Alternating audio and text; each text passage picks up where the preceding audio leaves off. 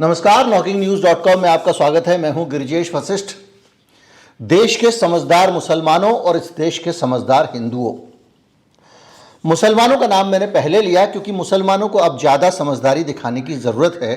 जो मैं आपसे कहने जा रहा हूं, आमतौर पे अपने वीडियोज़ में मैं बताता ज़्यादा हूं, कहता कम हूं, लेकिन आज कुछ कहते हुए कुछ बताऊंगा। दरअसल जो राजनीतिक हालात इस देश में अब बन गए हैं और चुनाव सर पर आ गया है, उसके बाद ऐसा लगता है कि आने वाले समय में जो चुनाव का मुद्दा होने वाला है, मसला होने वाला है, उसको लेकर बड़ा भ्रम होगा। राम मंदिर पर बड़ा दांव खेला था सरकार ने। राम मंदिर उस तरह से काम नहीं कर रहा है कि उसको वोटों में बदला जा सके। आने वाले समय में ये चीज़ और धीमे धीमे होती जाएगी। दूसरी चीज़ है प्रबंधन वाली, इसको खरीद लिया, इसको बेच दिया, इसको जेल में डाल दिया। तो वो चीज़ें काफ़ी हद तक मुझ और आप जैसे आम लोगों के हाथ में नहीं हैं। बस हम इससे इतना समझ सकते हैं कि कौन दुष्ट है, कौन सज्जन है। लेकिन जिस चीज़ में हम और आप बहते हैं वो चीज़ है जिसके कारण ये देश में दो देश बन गए, ये हम जानते हैं। तो अभी क्या हो रहा है कि कुछ ऐसा वातावरण आपके सामने फेंका जा रहा है जिसमें आप उलझें और वो उसको वोट में कुछ ताकतें हिंदुस्तान की हैं उसको बदल लें। अभी हाल में केंद्रीय गृह मंत्री अमित शाह जी ने CAA के मसले को फिर से उठाया। CAA पे इतना बड़ा आंदोलन हो चुका है, शाहीन बाग का धरना हुआ, क्या क्या नहीं हुआ। उसके बाद वो आंदोलन होल्ड पे चला गया था। ये मुद्दा जो है, ये बिल जो था 2020 में पास किया था सरकार ने। अब अमित शाह ने कह दिया हम CAA लागू करेंगे। उनका कोई रुचि CAA लागू करने में है तो वो अभी तक कर चुके होते, लेकिन उनकी रुचि ये है कि इसको विवाद में बदला जाए। उस समय भी दिल्ली के चुनाव आने वाले थे और दिल्ली के चुनाव से पहले दिल्ली में इतना सांप्रदायिक ध्रुवीकरण कर दिया जाए कि उसको वोटों में बदला जाए। इस काम में बड़े बड़े नेता उनके कूद पड़े थे और घनघोर सांप्रदायिक बयान दे रहे थे। साहिब सिंह वर्मा एक बड़ा सज्जन मुख्यमंत्री थे दिल्ली के। उनके बेटे परवेश ने जो जो भाषण दिए थे वो पढ़कर, वो सुनकर आज भी आपको लज्जा आ जाएगी अगर कहीं मिल जाए तो। लेकिन वो भाषण और वो सारी बातें इसीलिए कही जा रही थीं कि दिल्ली के चुनाव में उसको भुना लिया जाए। अब उस मसले को दोबारा इस समय लेकर आए तो क्या CAA लागू करने से लोग वोट दे देंगे उनको? नहीं देंगे। CAA का आप विरोध करोगे या हिंदुस्तान की राजनीतिक पार्टियां जब विरोध करेंगी तो वो, या फिर कुछ लोग ऐसे जो विरोध इसलिए करेंगे कि ध्रुवीकरण का फायदा बीजेपी उठा सके, ऐसी भी ताकतें इस देश में, तो ये बड़ा मसला बनेगा। और ये मसला बनेगा तो वो अड़ेंगे और ये होगा, देखा ये लोग देशद्रोही हैं, ये हिंदू विरोधी हैं, CAA लागू करना नहीं चाहते, वगैरह वगैरह। CAA गंभीर मसला है। भारत के संविधान में धर्म के आधार पर नागरिकता की शुरुआत उसको माना जा रहा है, इसीलिए इस पर असहमति थी। ये कानून कहता है कि जो बांग्लादेश में, श्रीलंका में, पाकिस्तान में, जो भी हमारे पड़ोसी देश हैं, वहाँ पे धार्मिक आधार पर अगर लोगों का उत्पीड़न हो रहा है तो उनको भारत में नागरिकता दी जाएगी। लेकिन ये नागरिकता उनको नहीं मिलेगी जो वहाँ मुसलमान हैं, जैसे मेजॉरिटी में। तो इसीलिए ये कहा गया कि बाकी सब ठीक है, लेकिन दूसरे देश के हालात के आधार पर अपने देश में आप नागरिकता देने के पैमाने में धर्म को मत घुसाइए। बहरहाल जो भी है, लेकिन इसका जब विरोध होगा तनाव बढ़ेगा। तो क्या हो, CAA के मसले को अभी आप इग्नोर कर दीजिए। संसद में तो पास हो ही चुका है, रोक आप पाएंगे नहीं अभी चुनाव के टाइम पे। लेकिन ये मसला राजनीतिक मसला बनेगा, ध्रुवीकरण में कन्वर्ट होगा। जब ध्रुवीकरण होता है, राजनीतिक ध्रुवीकरण, तो नेता लोग वोट ले जाएं, जिंदगी भर के लिए राजा बन जाए। मसला ये होता है कि हमारे बच्चों को जहरीला बनाते हैं, उनके अंदर नफरत आती है, वो इस सब में शामिल होते हैं और इसका नुकसान उठाते हैं। मानसिक रूप से भी उनको कुछ दिक्कतें होती हैं। दूसरा मसला है बनारस का। बनारस में अभी आपने देखा कि एक जो ज्ञानवापी मस्जिद का तलघर था, उसमें व्यास परिवार को अदालत ने अनुमति दे दी कि इस बेसमेंट में आप पूजा कर लो। कहा गया कि 90 के दशक की शुरुआत में भी यहाँ पूजा वो करते थे, उनको दोबारा परमिशन दी जा रही है। इस मसले पे बड़ी संख्या में मुसलमान इकट्ठे हो गए काशी में और कहा जा रहा है 2000 से ज़्यादा लोगों ने वहाँ नमाज पढ़ी ज्ञानवापी में, और ये रिकॉर्ड है अभी तक ज्ञानवापी का, ये कह रहे हैं लोग, इतनी भीड़ का।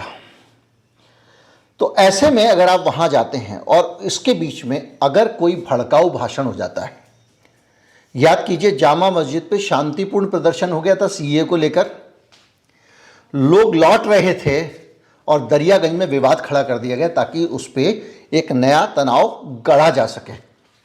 ये डर यहाँ पे भी था, लेकिन जो नेता थे वो समझदार थे। जो वहाँ तकरीरें हुई मस्जिद में, उन तकरीरों में इस देश के लोकतंत्र के कमज़ोर पड़ने जैसी बातें कही गईं और ये कहा गया कि किस तरह से देश का लोकतंत्र खतरे में है, हमें अपने देश के लोकतंत्र को बचाना है।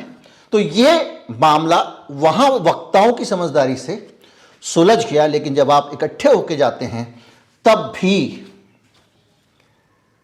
उसके पीछे भी चुनावी एजेंडा हो सकता है। तो सावधान रहें अगली बार इस तरह का मामला हो। ये अब मैं ये नहीं कह रहा हूँ आप विरोध ना करें, लेकिन अभी समय बहुत समझदारी का समय है। कोई भी चीज़ खतरनाक हो सकती है क्योंकि हर जगह लोग इसी में बैठे हुए हैं। 45 मिनट की तकरीर हुई और 45 मिनट की तकरीर में ज्ञानवापी में लोगों ने सिर्फ यही कहा कि मुल्क में अमन और भाईचारा होना चाहिए। लेकिन आप जो सोच रहे थे कि हम 2000 लोगों को इकट्ठा करके अमन और भाईचारे का संदेश दे रहे हैं, क्योंकि मामला कोर्ट में वहीं लड़ी है, तो आप अमन भाईचारे का संदेश नहीं दे रहे हैं, आप बनारस में ये संदेश दे रहे हैं कि देखिए इतने सारे मुसलमान इकट्ठे होकर सड़कों पर आ गए। और इसको लेकर वो कहीं ना कहीं व्हाट्सएप में, सोशल मीडिया में अलग अलग तरीके से तो रोपेंगे ही, लेकिन अगर यहाँ इस भीड़ में कोई कुछ कर देता तो क्या होता। उत्तराखंड का मामला देखिए, उत्तराखंड में वहाँ की सरकार यूनिफॉर्म सिविल कोड लेके आ गई। ये फिर एक उकसाने की साजिश है। कुछ लोग इस पे तिल मिलाएंगे, कुछ लोग इस पे उछलेंगे, कुछ लोग इसका विरोध करेंगे, और जैसे ही लोग इसका विरोध करेंगे, तिल मिलाएंगे, उछलेंगे, एक तनाव पैदा करने की कोशिश की जाएगी। और उस तनाव के बीच में एक ये नैरेटिव बनाया जाएगा कि ये देखो ये हिंदू विरोधी लोग हैं, इनको पहचान लो, ये लोग जो न्याय की बात कर रहे थे ये हिंदू विरोधी हैं, इनको वोट मत देना। कोशिश यही हो रही है। इसके अलावा आप देखते जाइए, याद कीजिए इंडिया गेट पे सुनहरी मस्जिद को तोड़ने की बात हो रही थी। प्रस्ताव कौन लेके आया था? दिल्ली विकास प्राधिकरण। दिल्ली विकास प्राधिकरण किसके अधीन आता है? केंद्र सरकार के और एलजी के। यानी एक अफरा तफरी पैदा हो, उन्होंने वहाँ नोटिस लगा दिया, तनाव नहीं हुआ। अब क्या किया इन्होंने? अब इन्होंने रिज में जाके रजिया सुल्तान के ज़माने की बनी हुई 600 साल पुरानी मस्जिद को तोड़ दिया है और एक मदरसा भी तोड़ दिया है। इसका विरोध हो, लोग सड़कों पे उतरे और उसका फ़ायदा उठाकर इस पूरे नैरेटिव को विभाजक एजेंडे में बदल दिया जाए। मुझसे 100% इस पे लोग असहमत हो सकते हैं कि भैया क्या हम सहते चले जाएं, लेकिन ये मसला ऐसा है, इसका आप विरोध करो ना करो, ये तो होना ही होना है अभी के लिए। क्योंकि अगर आप विरोध नहीं करोगे तो आगे ऐसे कदम उठाने से सामने वाला बचेगा कि भैया हम ये करते हैं, इससे कोई फायदा नहीं होता है। ये सारे हाल हैं। अभी पिछले दिनों की बात है, पलवल का मसला है, मैं आपको बता रहा हूँ, जनवरी में 24 जनवरी का मसला है। पलवल में एक शोभा यात्रा निकल रही थी, राम की शोभा यात्रा, राम जन्मभूमि मंदिर का ये जो पूरा दौर था, जो माहौल बनाया जा रहा था देश में, उसका हिस्सा थी। और वहाँ पे अचानक फायरिंग हो गई, 2 गुटों में फायरिंग हो गई, गोलियां चल गई। ये तनाव तगड़ा तनाव होने वाला था। बाद में पता चला कि आपस का झगड़ा था।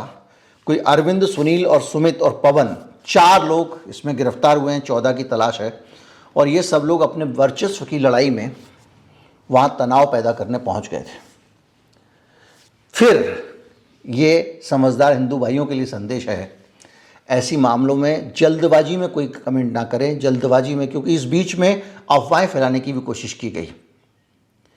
ये बताने की कोशिश की गई कि यहाँ पे हिंदुओं के साथ ये हो रहा है, वो हो रहा है, वगैरह वगैरह। प्रशासन ने उसको बहुत सफलता से और समझदारी से उसको, देखिए मैं आपको प्रशासन के और इस देश की पुलिस के बारे में एक बात कहना चाहूँगा। सांप्रदायिक मामलों में पुलिस और प्रशासन की हमेशा जो कोशिश होती है वो शांति की होती है, बशर्ते उनके ऊपर कोई राजनीतिक दबाव ना हो। वो शांति स्थापना के लिए काम करते हैं, किसी भी प्रदेश की पुलिस हो। कर्नाटक में भाई लोग मस्जिद में घुस गए, 26 सितंबर की बात है अभी, और जय श्री राम के नारे लगाने शुरू कर दिए। क्यों घुस गए? मकसद एकदम सिंपल था, और मकसद ये था कि पुलिस ने सीसीटीवी फुटेज खंगाली पहले, जांच के बाद, और सचिन राय और कीर्तन पुजारी को गिरफ्तार कर लिया। ये इस मामले की खबर है। अब आप समझिए कि ये पूरी चीजें। अब एक और मसला देखिए, गुड़गांव में एक मामला आया, एक मजार थी, उसको कुछ लोगों ने आग लगा दी, और घसीटे राम नाम के व्यक्ति ने, जो उस मजार की देखरेख करता था, लेकिन इस मजार में हिंदू मुसलमान दोनों लोग पूजा किया करते थे, कोशिश थी रायता फैल जाए। मध्य प्रदेश के उज्जैन में भोजशाला है, उसको लंबे समय से उस पर विवाद चला आ रहा है। कुछ लोगों का कहना है कि वहाँ सरस्वती का मंदिर था और वहाँ पर सरस्वती पूजा होनी चाहिए। दूसरे लोगों का कहना है कि वहाँ कमाल मौला की मस्जिद है और ये मस्जिद ही रहेगी। ये विवाद तनाव काफ़ी समय से चला आ रहा है, कई बार दंगे हो चुके हैं इसको लेकर उज्जैन में। तो अब चुनाव आ रहा है तो लोग फिर जाके वहाँ पे सरस्वती की मूर्ति चुपचाप घुस गए और स्थापित करने की कोशिश की। अब ये एएसआई के पास में है, लेकिन तनाव फैल गया और बड़ी संख्या में पुलिसकर्मियों की वहाँ पर तैनाती की गई। ये सब मेरे आसपास, आपके आसपास हो रहा है। क्यों हो रहा है? 2.5 महीने बाद चुनाव है, ऐसा मुझे लगता है। हो सकता है किसी और वजह से हो रहा हो। उत्तराखंड का मामला आपको पता ही है। पूरे उत्तराखंड को एक लड़की दूसरे धर्म के लड़के से उसने शादी कर ली थी, तो उस धर्म विशेष की दुकानें बंद करो, उसको ये करो, उनको यहाँ से भगाओ, पलायन करो, पूरा एक माहौल बन गया और उसमें सारे नेता पहुँच गए थे। इसी तरह से एक और मामला आया था, महाकाल जो हैं, महाकालेश्वर, उनकी सवारी निकल रही थी। किसी ने ये खबर दी कि किसी एक लड़के ने छत से थूका है सवारी के ऊपर, और वो उसका एक वीडियो भी आ गया। मामला कोर्ट में गया, इसको लेके बड़ा विवाद हुआ। चुनाव का टाइम था मध्य प्रदेश के, शिवराज सिंह चौहान ने झटपट बुलडोजर भेज दिया, उसका घर गिरवा दिया। एक तो मेरी राय बीच में मैं बोलना चाहता हूँ कि बुलडोजर से घर गिराने की सज़ा बंद होनी चाहिए। अगर अवैध निर्माण भी है तो आप उसे सील करके कोर्ट से इजाज़त के बाहर ही गिरा सकते हैं, क्योंकि ये अतिरिक्त जो ताकत मिल गई है प्रशासन को, इसका ये दुरुपयोग करते हैं। और ये न्यायाधीश नहीं है जो तय करेंगे कि हम किसी का घर तोड़ दें या साबुत कर दें। ना ये मुख्यमंत्री को ताकत होनी चाहिए, ना प्रशासन को होनी चाहिए। ये ताकत अगर किसी को होनी चाहिए तो ये न्यायालय को होनी चाहिए। ऐसा कानून में परिवर्तन करने की मांग करना चाहिए हमको, और सब लोग करें। उस लड़के का कोर्ट में जब उसकी सुनवाई हुई तो तुरंत गवाहों ने कहा, नहीं साहब, ये हमारा नाम गवाही में गलत लिख दिया है, ऐसा नहीं, ऐसा हुआ था। तो उस लड़के को छोड़ दिया गया। अब बुलडोजर से जो उसका घर गिरा है उसका क्या होगा? और उससे भी अलग वो पूरा जो माहौल तनावपूर्ण बना था, उसे ध्रुवीकरण करने में एक पार्टी को मदद मिल गई। दिल्ली में बंगाली मार्केट में एक मस्जिद है, वहाँ जाके 10 मिनट का टाइम दिया और मस्जिद की दीवार वगैरह गिरा दी। उनका दावा है कि बिना किसी पूर्व नोटिस की कार्रवाई की गई जो वहाँ रहते थे, और उन्होंने लगाया कि अवैध निर्माण चल रहा था यहाँ पे, प्रशासन का कहना है। और उनका कहना है हमने कुछ नया बनाया ही नहीं है, तो अवैध निर्माण कहाँ से हो गया? लेकिन ये सब चल रहा है। बहुत सारे मजार और वो सब निशाने पे लाए जाते हैं कि मैं ये करूँगा, आप विरोध करोगे तो मैं राजनीति में इसको भुनाऊंगा। ये चीज़ सिर्फ धार्मिक मसलों में नहीं है, अलग अलग मसलों में है। वो किसी भी आदमी के ऊपर कोई हमला करते हैं और फिर उसको उस तरह से उसको बदल के उसका जो रिवर्स नैरेटिव लेके खेलते हैं। ये आज की इनकी रणनीति है, आज की राजनीति की। 600 साल पुरानी मस्जिद और मदरसे को गिरा दिया मेहरौली इलाके में, और इसको लेकर हाईकोर्ट का आदेश था कि आप वहाँ गिराओगे नहीं, और डीडीए ने हाईकोर्ट को कहा था हम नहीं गिराएंगे। दिल्ली में लेफ्टिनेंट गवर्नर की देखरेख में डीडीए चलता है, और डीडीए ये काम कराया। ये बताया जा रहा है, कुछ लोगों का कहना है 600 साल, कुछ लोगों का कहना है 700 साल, और कुछ लोगों का कहना है ये 800 साल पुरानी मस्जिद थी जिसको रज़िया सुल्तान ने बनाया था। इस तरह के मसले आपके आसपास मिल जाएंगे। अयोध्या में और भी हद हो गई कि एक आदमी था जो बाकायदा दंगा फैलाने का प्रोफेशनल काम करता था। आपत्तिजनक पोस्टर, मांस और एक धार्मिक पुस्तक फाड़ कर उसने फेंक दी। उसके बाद में आरोप लगा कि भाई ये दूसरे धर्म के लोगों पे आरोप लगा। उसके बाद में 11 साथियों के साथ ये पकड़े गए और इनको दंगा कराने की साजिश में पुलिस ने गिरफ्तार कर लिया।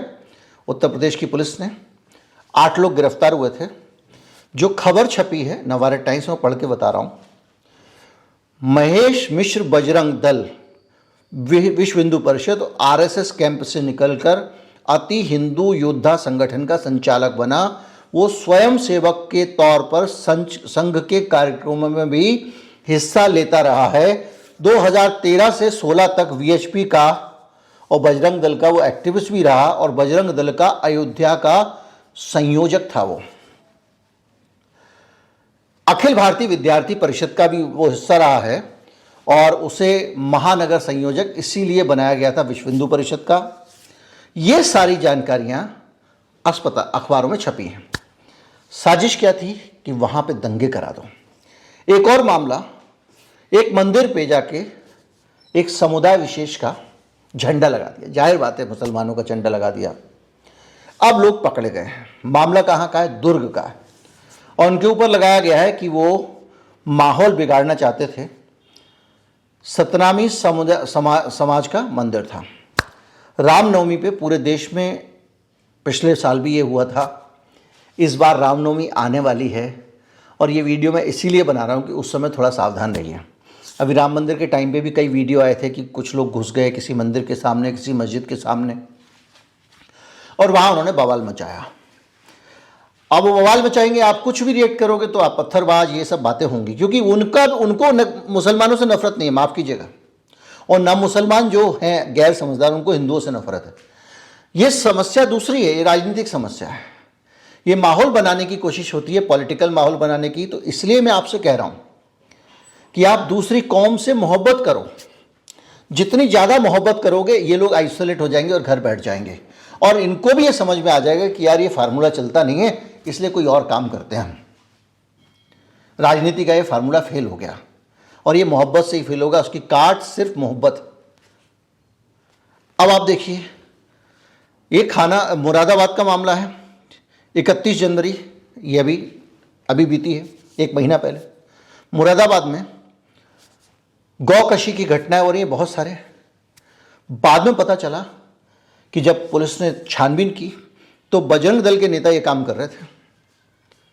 और ये जो मैंने आपको बताया था इससे पहले भी, अभी थोड़ी देर पहले आपको डिटेल दी थी कि ये लोग जानबूझ के जाके फेंक फाक आते थे और उसमें गिरफ्तार हुए थे।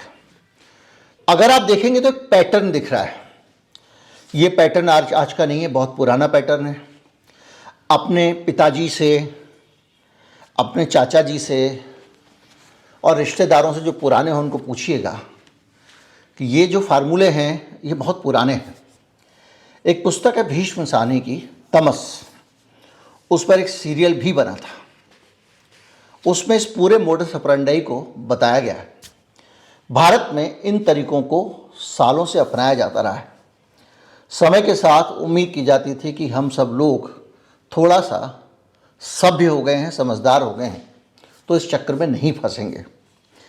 अभी तक मैंने जितने मामले बताए इन सभी मामलों में समझदार हिंदुओं और समझदार मुसलमानों ने आपस में झगड़ा नहीं किया। साजिश करने में आए, साजिश की, पॉलिटिक्स करने की कोशिश की और धराए गए, जेल चले गए। कल्पना कीजिए कि यही पैटर्न अगर आप अगले 1-1.5 साल तक मेंटेन करते हैं, किसी भी प्रकार की भड़काऊ कार्रवाई से भड़कते नहीं, तो क्या होगा? 2 साल बाद पॉलिटिकल पार्टीज कहेंगी कि इस फार्मूले में मत पड़ो यार, ये काम करता नहीं है। उल्टे हमारे लोग पकड़े जाते हैं। यही होगा ना। तो इसलिए मैं ये कहना चाहता हूँ इन सारी जानकारियों के साथ में कि भैया ये भारत में जो ताना बाना है ना बहुत गहरा है। जो दंगा करके यहाँ से जा रहा है ना वो भी कहीं पे बैठ के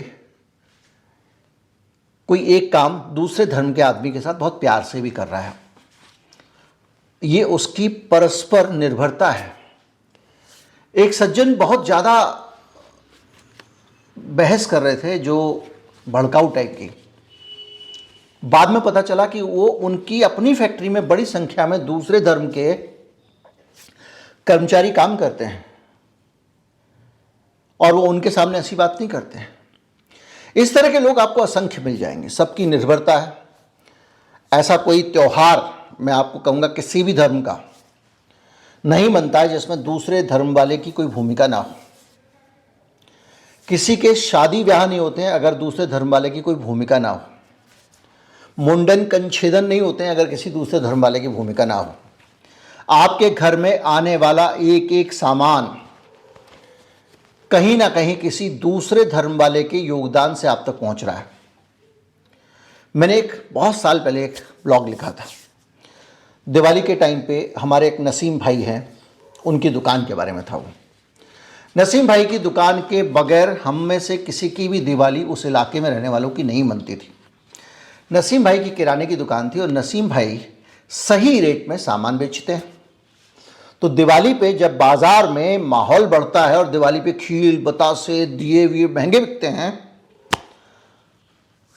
तो नसीम भाई के यहाँ तो सही रेट में मिलते। तो पता चला आपको आधे रेट में दिए मिल रहे हैं, खील बतासे मोमबत्तियाँ मिल रही हैं। तो सबका त्यौहार अगर अच्छा मन रहा है तो नसीम भाई के कारण मन रहा है। नसीम भाई ने कोई योगदान नहीं दिया, वो तो अपने जाके नमाज पढ़ रहे हैं। लेकिन हमारा देश एक दूसरे के साथ में काफ़ी हद तक गुंथा हुआ है। ये हमारा फैब्रिकेशन। जो लोग दंगों में मारे जाते हैं वो लोग भी ऐसे लोगों के द्वारा मारे जाते हैं, ज़्यादातर मामलों में, जो उनको नहीं जानते हैं। तो भैया इस भाईचारे को अपना लो। बहिष्कार ना करें किसी भी धर्म का, बहुत बुरे मात खाएंगे। इस पर मैं पहले वीडियो बना चुका हूँ। और चलते चलते मैं आपको एक ये तस्वीर दे के जाना चाहता हूँ। मेरे देश के किसी गरीब की तस्वीर है। ऐसे अनगिनत सैकड़ों हज़ारों गरीब इस देश की सत्ता, इस देश की सरकार द्वारा और अहंकारी सत्ता तंत्र द्वारा सताए गए आप देखते होंगे। इन लोगों की ज़िंदगियों पे किस तरह मुसीबतें आ रही हैं। अगर दंगे के कारण 4 दिन भी सिर्फ दुकानें बंद होती हैं और इलाके में सिर्फ ताला लग जाता है, कर्फ्यू लग जाता है। जिस आदमी का मैं वीडियो लगा रहा हूँ, बस इतना याद कीजिएगा, जब भी गुस्सा आए, आप लाठी उठाना चाहें, पत्थर उठाना चाहें, जोश में आना चाहें, ये जो आदमी है ना, ये हर धर्म का है। हिंदू भी है, मुस्लिम भी है, सिख भी है, ईसाई भी है। इसका क्या होगा? नमस्कार, जय हिंद। अरे भैया, ये पुलिस वाले कहाँ करे साहब? मेरे को वीडियो बनाना चाहिए ना यार। परिवार हम कैसे चलाएंगे? बताओ, इतना कस के बात नहीं है। ये देखो हाथ सूख गया है। इसी तो बता रहा हूँ।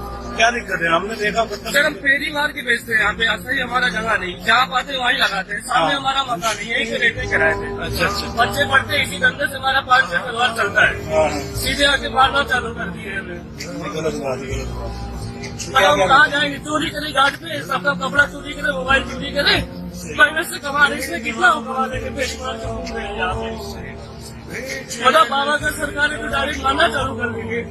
ठेला लगता था चौरे पे, वहां से भगा दिए, तो हम यहाँ घर के पास लगा रहे हैं। यहाँ पे सीधे आके मारना चालू कर दिए। हाथ टूट गया। खर्चा कौन करेगा हमारे?